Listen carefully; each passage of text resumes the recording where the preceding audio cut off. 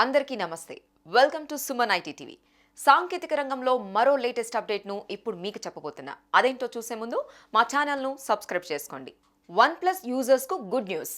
వాళ్ళు ఎదురు చూస్తున్న నార్డ్ 4 స్మార్ట్ ఫోన్ రిలీజ్ అయింది.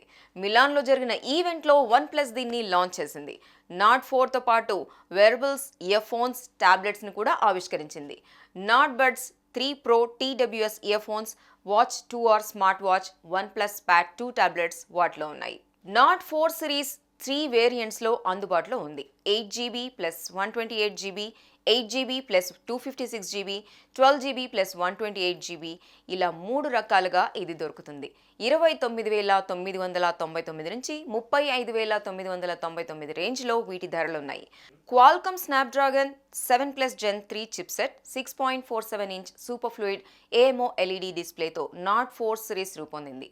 50 MP Sony Lytia main camera, 8 MP ultra wide angle లెన్స్తో పాటు 16 MP ఫ్రంట్ కెమెరా ఇందులో ఉన్నాయి. ఈ ఫోన్ 5500 mAh బ్యాటరీతో 100W ఫాస్ట్ ఛార్జింగ్ను సపోర్ట్ చేస్తుంది.